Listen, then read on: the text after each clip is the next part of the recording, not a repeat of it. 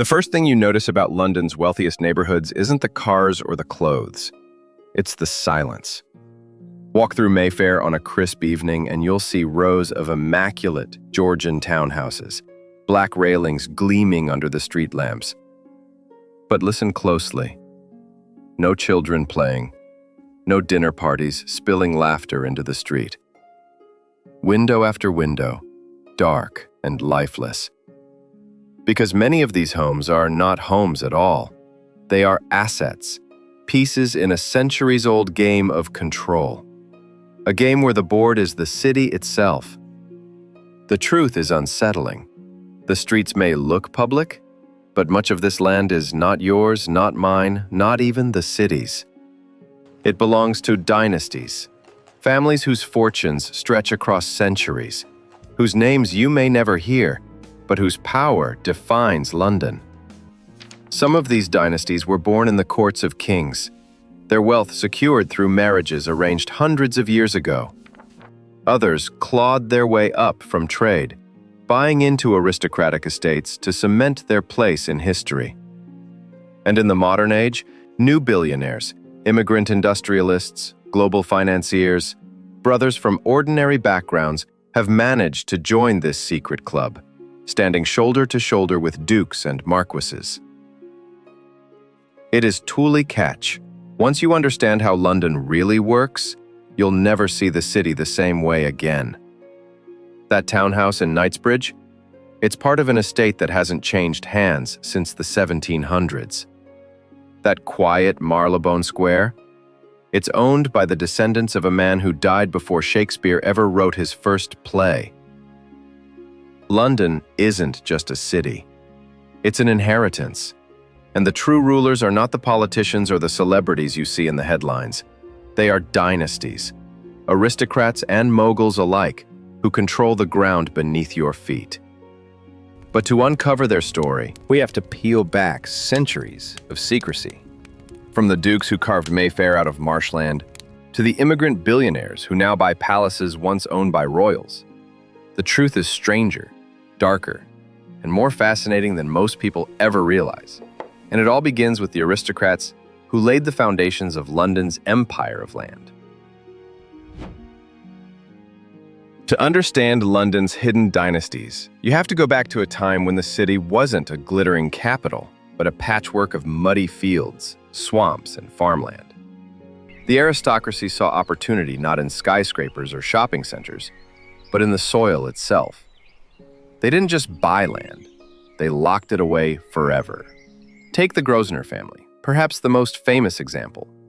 Their fortune began in 1677, when Sir Thomas Grosvenor, a 21-year-old baronet from Cheshire, married a 12-year-old heiress named Mary Davies. The marriage was less about love and more about land. Her dowry included 500 acres of marshy, undesirable land just outside the walls of London.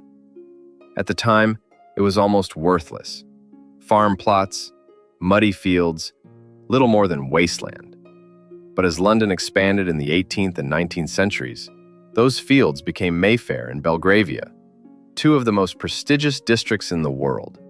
The Grosvenors had struck gold, not by chance, but by foresight, and their strategy was brilliant. They never sold the freehold.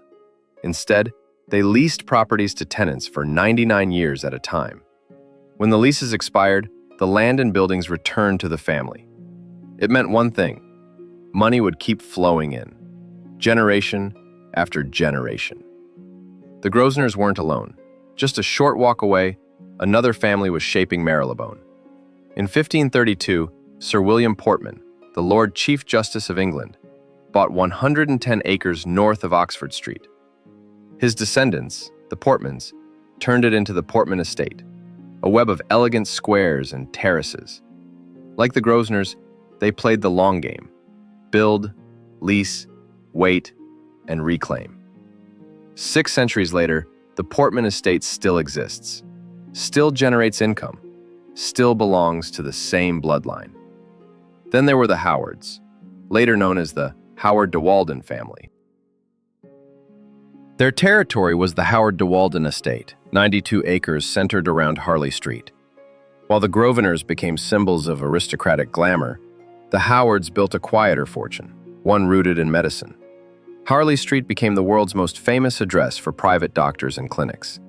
Today, the Howard de Walden Estate still earns billions by carefully curating tenants, choosing medical practices, boutique shops, and exclusive restaurants instead of selling out to chain stores. Each family had its own style, but the pattern was always the same: land acquisition, long leases, perpetual wealth. These weren't quick fortunes. They were designed to outlast generations, to grow silently while empires rose and fell, while governments changed hands, while the world itself modernized. And with land came power. Whoever controlled the ground controlled the city's growth. Roads, markets, schools, even churches, all needed permission from these aristocrats. Then you wanted to build in Mayfair, you dealt with the Duke of Westminster. If you wanted a clinic on Harley Street, you negotiated with the Howard de Walden trustees. London wasn't shaped by chance. It was designed by dynasties. But here's the twist. While aristocratic families owned the land, they weren't always the ones profiting the most. The 20th century brought new challenges. Some estates were hit with taxes so high, they had to sell off pieces. Others mismanaged their properties, falling into decline. And while the Grosvenors, Portmans, and Howards still stood tall, cracks were beginning to show. Because in the shadows, another kind of dynasty was rising. Families who didn't inherit land through royal dowries or ancient titles. Families who built their wealth through trade, commerce, and industry, and then bought their way into London's elite. They didn't have blue blood, but they had something even more powerful: money. And that money would change London forever. By the 18th and 19th centuries, London's old aristocrats held the choicest land. But while dukes and marquises managed their estates, a new kind of player was quietly slipping onto the board: the merchants. Unlike the nobles, they didn't inherit their fortunes. They built them, deal by deal, ship by ship, factory by factory. And with their fortunes came ambition. What better way to announce your place among London's elite than by buying land once reserved for the nobility? One of the clearest examples is the Cadogan family. Their rise began not with knights or battles, but with medicine. Sir Hans Sloane, the celebrated physician whose vast collection would form the basis of the British Museum, owned a sprawling swath of land in Chelsea. When his daughter married into the Cadogan line in the 18th century, that land shifted into new hands. Over time, the Cadogans transformed Chelsea from a riverside village into one of the most coveted addresses in the city. They built garden squares, elegant terraces, and later, shopping streets like Sloane Street, which would become a magnet for luxury fashion houses. Today, the Cadogan estate is worth around £6 billion, proof that merchant wealth could rival, and sometimes surpass, the old aristocrats. Then came families like the Westons, who didn't just deal in land, but in what people ate, wore, and consumed every single day. George Weston started as a Canadian baker in 1882. He expanded the empire into Britain, buying up allied bakeries and later building Associated British Foods. The Westons' reach became staggering. Budget fashion giant Primark, upscale grocer Fortnum & Mason, tea company Twinings, and even Selfridge's department store. Unlike the aristocrats, whose wealth was tied to London's soil, the Westons played on multiple fields at once. They understood the power of controlling both the essentials, bread, tea, discount clothing, and the luxuries, fine foods, high fashion, iconic retail. It was a strategy that brought their family fortune into the tens of billions. And when they planted their flag in London, it wasn't just as merchants, it was as landlords, owners of some of the city's most prestigious stores and buildings. What's striking is how these merchant dynasties thought differently about wealth. For the aristocrats, land was heritage. For the merchants, land was brand. The Cadogans carefully shaped Chelsea into a global fashion hub.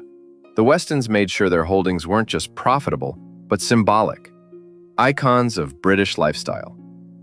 Still, the merchants had their limits. They were powerful, yes, but their reach was mostly domestic. They dominated estates, fashion streets, and food chains within the UK. Yet just beyond London's borders, another transformation was happening. Global trade was rewriting the rules of wealth itself. Because while the aristocrats built their empires on inherited land, and the merchants built theirs on industry and retail, a third kind of dynasty was about to enter London's stage. They came not from Chelsea or Marylebone, but from Asia, India, and far-off ports. Has 20 meta, possibly they arrived with ships, with oil, with banks, and with fortunes that dwarfed even the dukes and the bakers. These weren't just London families, they were global traders. And when they planted their roots in London, the game of dynasties entered an entirely new era. By the late 19th and 20th centuries, London was no longer just the playground of dukes or merchants. The city had become the beating heart of global trade. Ships docked on the Thames, carrying tea from India, silk from China, sugar from the Caribbean. Fortunes weren't just made in factories or on estates anymore. They were built on oceans. One dynasty that grasped this early was the Swire family. Originally Liverpool merchants, they pivoted in the mid-1800s to Asia, establishing the Taikoo brand in Shanghai. One they didn't just dabble in trade, they dominated it. The Swires built a fleet through the China Navigation Company, then branched into sugar refining, and later, aviation. Perhaps their boldest move was co-founding Cathay Pacific in 1946, just as air travel was set to boom. That bet turned into one of Asia's premier airlines. They didn't stop there. The Swires secured bottling rights for Coca-Cola across Asia, embedding themselves in everyday life from Beijing to Bangkok. But here's the twist. While their empire stretched across the globe, their base remained in London. Generations of Swires were educated in Britain, sat on boards in London, and poured their overseas profits into UK investments. Their wealth, estimated today in the tens of billions, proved that London was no longer just ruled by aristocrats and merchants. It was a headquarters for global empires. And they weren't alone. The Hinduja family rewrote the rules entirely. Originally traders from India, they founded their business in 1914 in Bombay. By the late 20th century, they had expanded into oil, banking, media, IT, and transport. Their empire employed hundreds of thousands worldwide.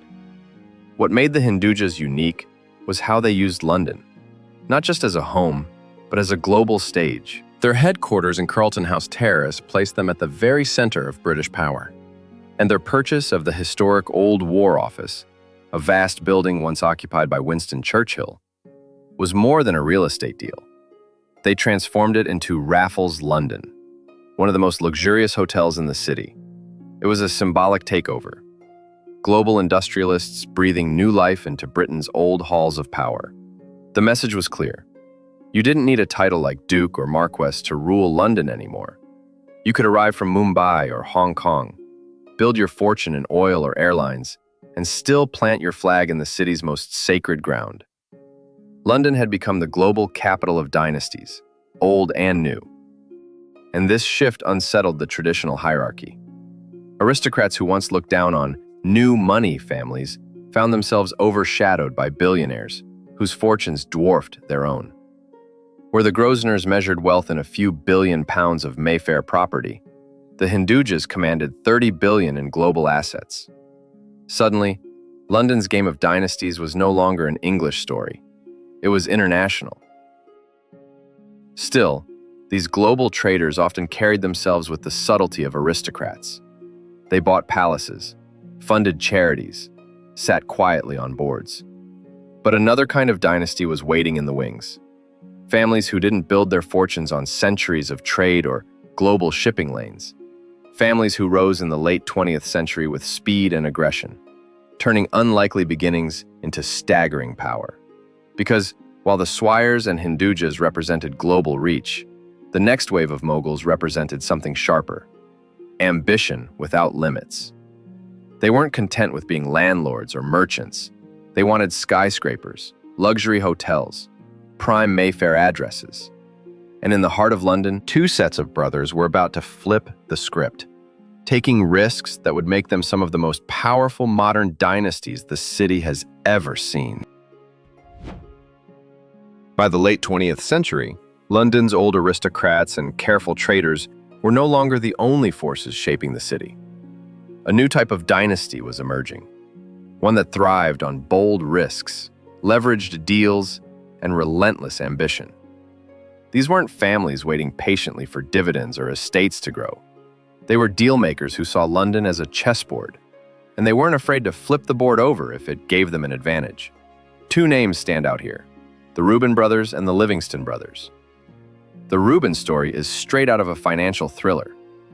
David and Simon Reuben were born in Bombay to a Jewish Iraqi family and moved to London as children. Their early days were far from glamorous.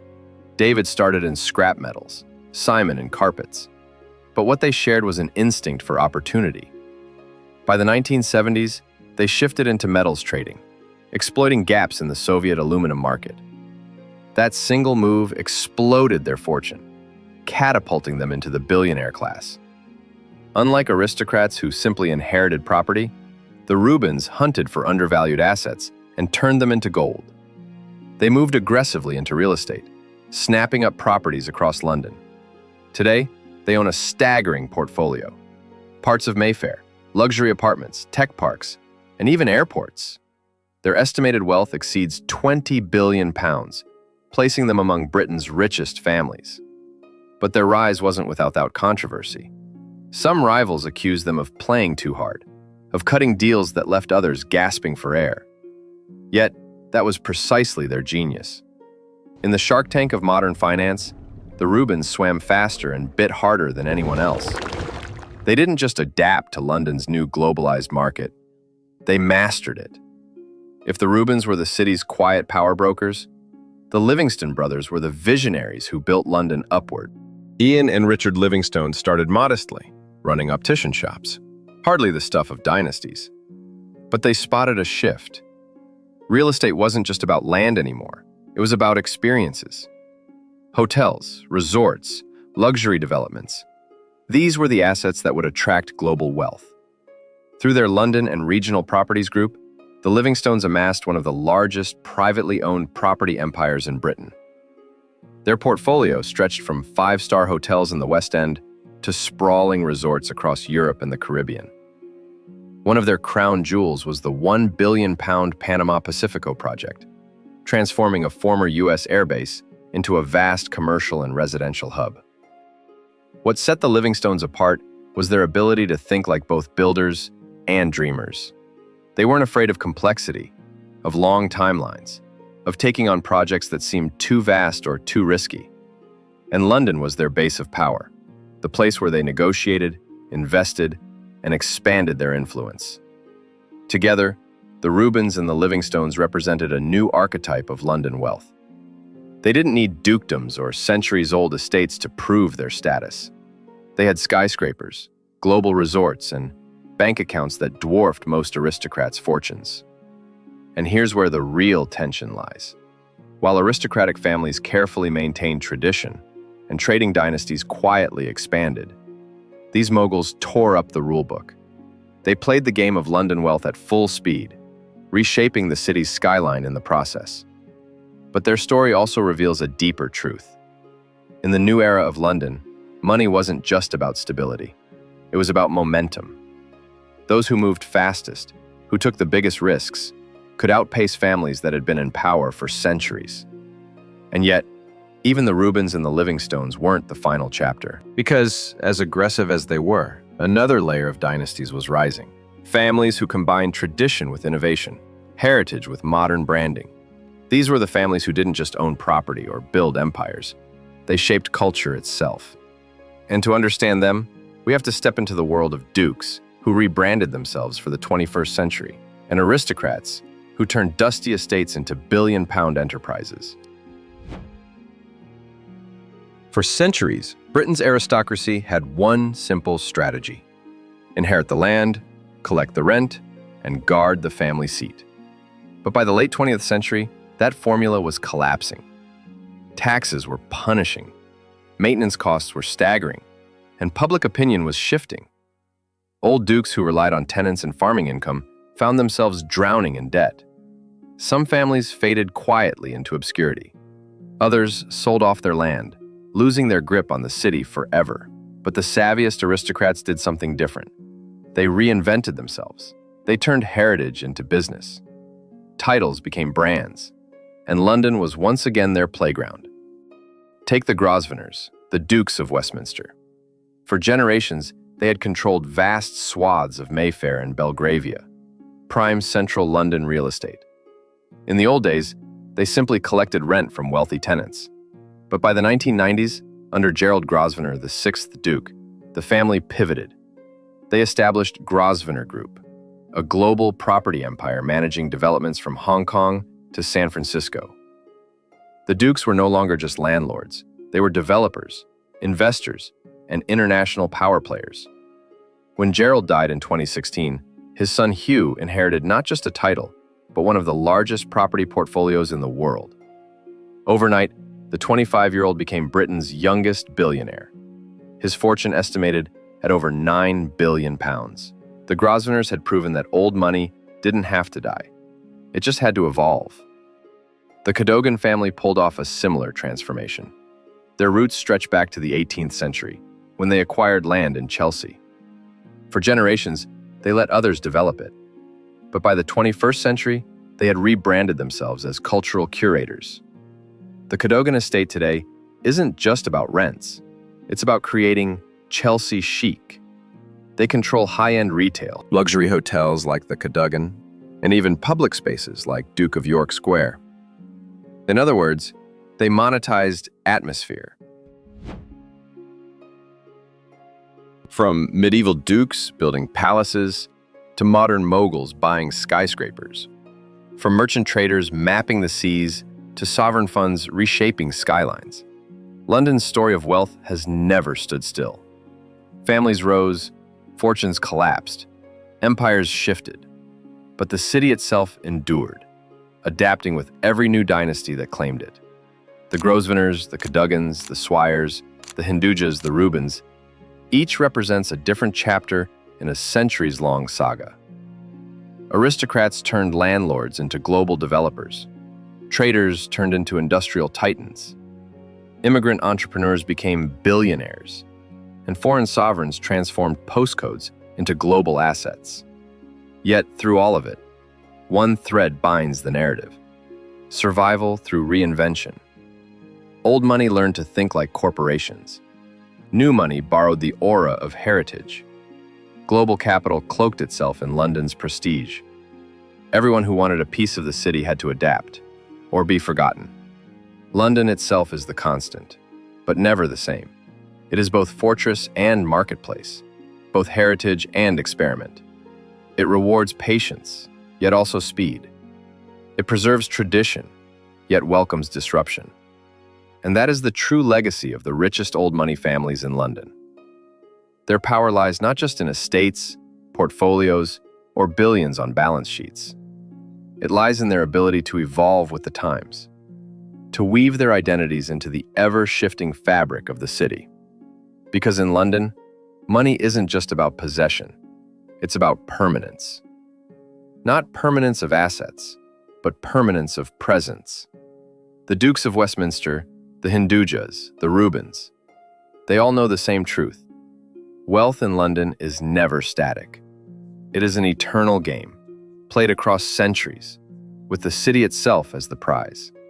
And long after today's billionaires are gone, London will still be here, waiting for the next dynasty bold enough to try and own it.